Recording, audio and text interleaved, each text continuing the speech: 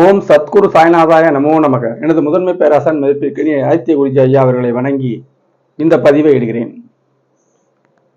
இவருக்கு, இந்த ஜாதகருக்கு மன ஒன்றுதல் இல்லை, கிரகிப்பு தருணம் சற்று கம்மியா இருக்கு. பார்த்தோன்னே சொன்ன ஜாதகம். எனது மேன்மைமிக்க ஆசான் அவர்களுடைய வழிகாட்டுதலின்படி கிரக பாவக சுபத்துவ பாவத்துவ சூட்சும ஒளி கோட்பாட்டில் தான் ஜோதிட பலன்களே இருக்கு. சுபத்துவம் பாவத்துவம் இந்த ரெண்டு வார்த்தையை சரியா புரிஞ்சுக்கிறோங்க. இது ஆதி இருந்து உள்ள அமைப்பு தான். இப்ப புதுசா எதுவும் சுபத்துவம்னு சொல்லல, பாவத்துவம்னு சொல்லல. சுபக்கிரகங்கள் தருவது சுபத்துவம், பாவக்கிரகங்கள் தருவது பாவத்துவம். முதல்ல கிரகங்களை புரிஞ்சுக்கிறணும். சனி முழுக்க முழுக்க 1% கூட இயல்பு நிலையில் நல்லவரே இல்லை. இதெல்லாம் உணர்ந்து பார்க்கணும். கோயிலில் இப்போ கூட ஒரு கோவிலுக்கு போயிருந்தேன், சனீஸ்வரன் போட்டிருந்தாங்க. அந்த பக்கமே நான் போகல. எல்லா மதமுமே ஈசன் ஒரே இறைவன் ஒன்று தானே சொல்லுது, எல்லா மதமுமே. அப்புறம் என்ன, சிவன் தானே ஆதிசிவன், அவர் தானே ஈசன். அப்போ கிரகத்தை போய் ஈசன் கூப்பிட்டா என்ன அர்த்தம்? புராணத்தை ஜோதிடத்தில் கொண்டு வந்தா பலன் எடுக்க முடியாதுங்க. இயல்பு நிலையில் சனி பாவக்கிரகம்ங்க, அவருக்குள்ள கடமை. அதுக்காக அவர் திட்டவும் கூடாது. அந்த கடமையை இறைவன் ஒப்படைச்சிருக்காரு. அதாவது பாவச் செயல் செய்பவர்களுக்கு அவரே வருவார். முக்கியமான கட்டங்கள்ல 5, 9 லக்கணம் 7ஆம் இடம் இந்த இடத்துல உட்கார்ந்து தடை தாமதத்தை கொடுப்பார். இதுதான் சனியுடைய அமைப்பு. இப்ப இந்த ஜாதகத்தை பார்த்த உடனே நான் ஒரு புதிய யுக்தியை ஜாதகம் பலர்கள் சொல்லும் பொழுது என்னோட பார்க்கக்கூடிய உள்ளூர் நண்பர்கள், வெளியூர் நண்பர்கள் அனைவருக்குமே தெரியும். கிரக விளக்கத்தோட பலன் சொல்லுவேன்.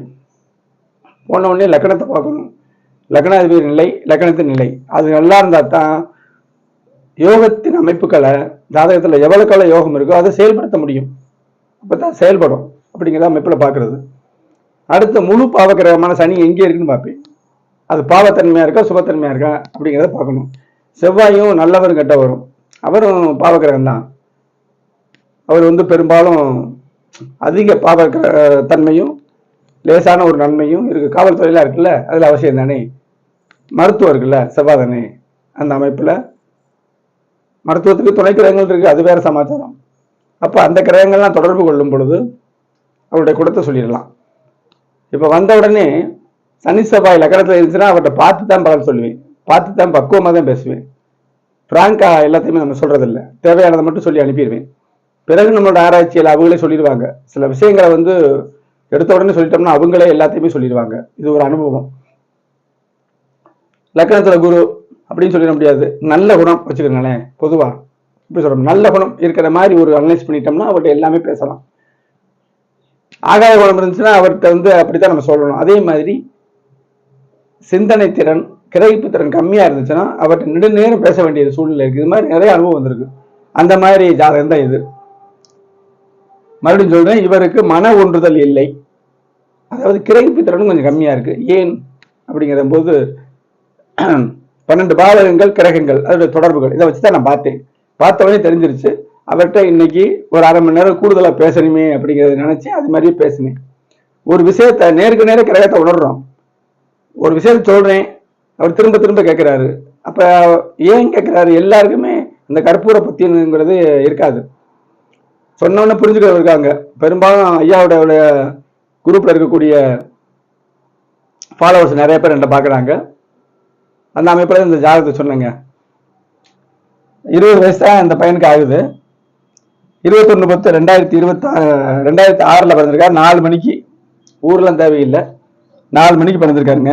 சித்திரை 1ஆம் பாதம். தசாயிருப்பு கொடுத்துட்டேனே, தசாயிருப்பு கொடுத்துட்டா மற்ற நமக்கு தேவையில்லை.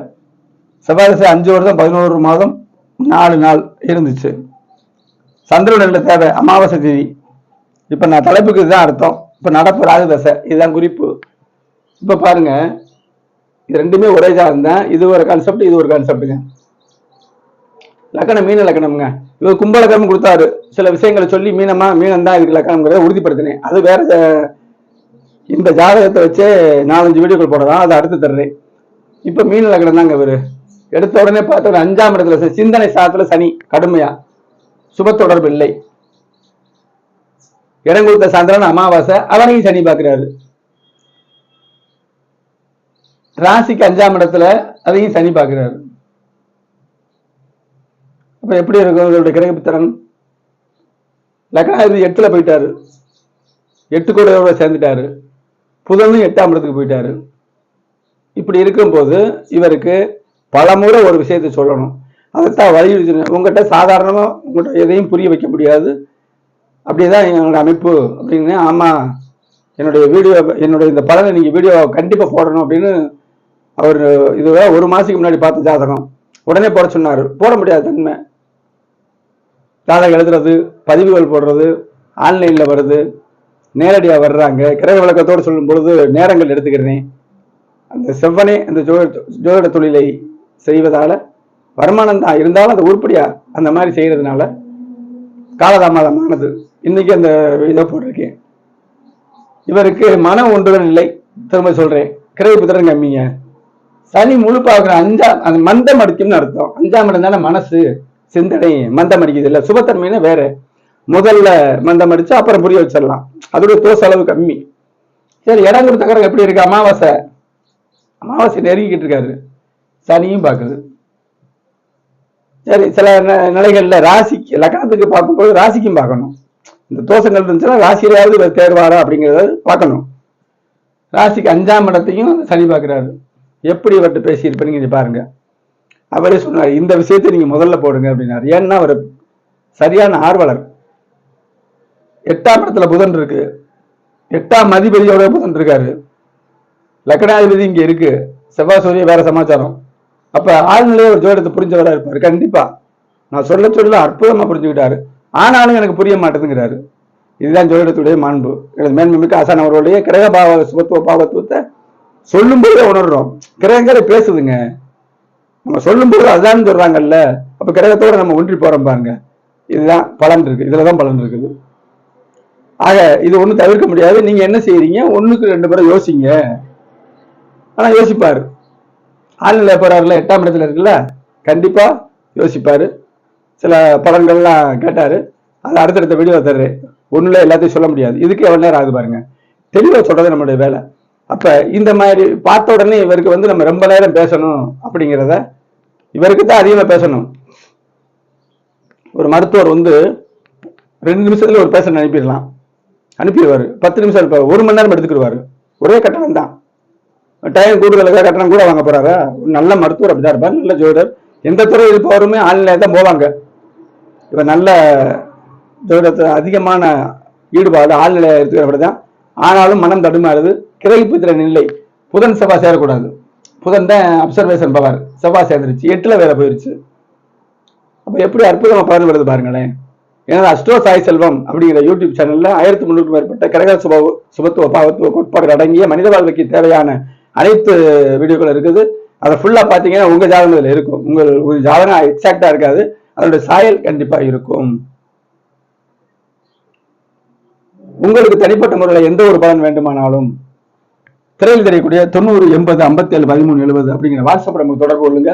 கிரக விளக்கத்தோடு பலன்களை தெளிவாக கேட்டறிந்து கொள்ளலாம். திருமண பொருத்தம், சிசேரியன் போன்ற அமைப்புகளுக்கு உடனே சொல்லப்படும், தாமதம் பண்ண முடியாது. பொருத்தம் பார்க்க கொடுக்குற உடனே பதில் சொல்லணுங்கிற அமைப்புல சொல்றது. மற்ற விவரங்கள் இப்போ 5வது படிச்சுட்டு இருக்க ஒரு உங்களுடைய பையனோ அல்லது நீங்க உங்களுடைய பேரனோ படிச்சுட்டு இருக்காங்க. அவர் எதிர்காலத்தை என்ன படிக்கலாம், ஜாதகத்துல திறன் எப்படி இருக்கு அப்படிங்கிறது மெதுவாக கேட்டு தெரிந்து கொள்ளக்கூடிய அமைப்புகளுக்கு 1 நாட்கள் காத்திருந்து கிரக விளக்கத்தோடு தெளிவாக பலன்களை கேட்டறிந்து கொள்ளலாம். திருமண பொருத்தம் என்பது 10 பொருத்தத்துல இல்லவே இல்லை. ஜாதக அனுகூல அமைப்புல தான் பார்க்கணும். திருமணம் நடக்கும்போது என்ன தசாபத்தியில் ஓடுன்னு பார்க்கணும். ஒரு ஜாதகத்துல அவரை பத்தி தெரியும், அவருடைய மனைவி பத்தி தெரியும், அப்பாவை தெரியும், அம்மாவை தெரியும், சகோதரர் தெரியும், மூத்த சகோதரர் வேற குணம், இளைய சகோதரன் வேற குணத்தை காட்டும். 2 ஒரே குணம் இருக்கக்கூடிய அமைப்பு இருக்கு. தாய்மாமனை பத்தி அறியலாம், எல்லாமே அறியலாம். அப்ப திருமண பொறுத்த இவருக்கு இப்படிதான் வாழ்க்கைங்கிறத கணிச்சு வச்சுக்கிட்டு ஜாதகத்தை பார்ப்போம். அதுல இதுல இருக்கிற அமைப்பு ஒத்து வந்தால் பொருந்தும், இல்லைன்னா பொருந்தாது. இப்படிதாங்க சொல்றேன். சிசேரியன் பார்க்கறதுக்கு இப்ப நமக்கு கூட நல்ல தனவந்தரா இருக்கக்கூடிய நல்ல புகழ்பெற்ற ஒரு இதுல இருக்கக்கூடிய அமைப்பாகத்தான் இருக்கணும்னு நம்ம விரும்புறோம். நமக்கு அது பிராப்தம் இருக்கணும்ல. அப்ப பெற்றோர் ஜாதகத்தை பார்த்து சிசேரியன் குறிச்சு கொடுக்குறேங்க, தெளிவாக இருக்கும். என்னுடைய அஸ்ட்ரோ சாய் செல்வம் அப்படிங்கிற யூடியூப் சேனல்ல தொடர்ச்சியா பாருங்க. ஆதித்ய குருஜி அஸ்ட்ராலஜர் சாய் செல்வம் அப்படிங்கிற ஃபேஸ்புக்லையும் நிறைய பதிவுகள் இருக்கு, பாருங்க. ஜோதிடத்தை நன்கு உணருங்கள். இதே ஜாதகத்தை அடுத்த கான்செப்ட்ல விளக்குகிறேன். நன்றி, வணக்கம்.